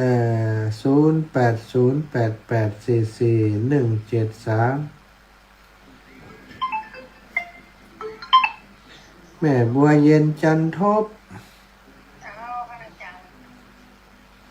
ที่21เป็นสิ่งจะตากันว่ะ21ที่ไหนแม่มาจะร้อนจ้ะ21นี่เขาอยู่ปุ่นไหนดอยสะเก็ดเป็นแม่เอาล่มได้ปฏิทินจักเตียเนาะเขามาตัวเอาแล้วแต่เจ้าขออีแม่กะตีฝากเบิ่มไปดีกว่าสั่งเจ้าเลยขอฝากนะอ้อมได้ดีฮะแล้วยายดีเราปูนเราฝากน้ำพริกมาแม่ยุ่งไปให้กันจ้ะพอไม่ต้องตึงเห็นนะเมืองลี่กะเจ้าที่นั่งนั่นนะที่ว่ามันเชื่อนะแต่พักที่แมวทิ้งไปแล้วมันบูดแล้วให้เจ้าสาธุไหมขอบคุณเจ้าเจริญพร6836สวัสดีเจ้าท่านมหาสมชาติเจ้านี่แม่อย่างนี้จำไม่กันคอย ไม่ห้อยเงินน้อยสเก็ตเจ้า แม่จันพลอยไปป้ากันบ้านห้วยบอนเนอะ เจ้า วันที่ ทำวันที่อากาศก็เย็นนะท่านมหาเจ้า โอ้เย็นแหละไม่ห้อยเงินนะ เจ้าไม่ห้อยเงินสเก็ต เย็นนะ เจ้า อีแม่อยู่ลายหน้า นี่แม่จันว่าขออนุญาตพระทั้งห้าข้างในก่อนเจ้า ได้เลย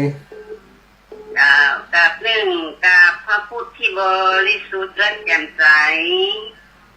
กับที่สองกับพระธรรมที่น้อมนำเชิดชูไว้กับที่สามกับพระสงฆ์ที่ท่านดำรงพระศาสนากับที่สี่กับพระมารดาที่เลี้ยงเรามาจนเติบใหญ่กับที่ห้ากับครูอาจารย์ที่ท่านบันดาลวิชาไว้ให้ไว้เนี่ยไว้สาเจ้านะ พระตูเจ้าบุญรักษาเนอ เจ้ากับไว้สาเจ้า เอาเจริญปอนแม่กัญญากร เจ้ากับนมัสการเจ้าท่านมหาสมชาติ เจ้าอีแม่ โอ้คุณยองอู่ยองเลยอ่ะให้ได้อวดเนาะ อู้เลย ก่อนขออนุโมทนาบุญทุกบุญดีโอ้ยอิดแน่นท่านมหาเนาะ โอ้มันเป็นยังสา แต่เสียงยังเจียวๆอยู่เจ้าสุขภาพแข็งแรงนะดีนั่นแหละเจ้าบุญนาบุญตัวเนอทุกบุญเลยเจ้า สาธุบุญรักษาเจ้าแม่อ้าวสายนี้สดมา5190ว่า คุณยองอู่ยองเลยอ่ะให้ได้อวด 5190ปิดวิทยุก่อน ก่อน อ้าวเวลาโทรมาปิดวิทยุก่อนเนอะอีแม่นะเอาละเวลาหมดเวลานำรายการจากลาไปก่อนจัตตารโอธรรมาวัฏันติอายุวันโนสุขังพระลา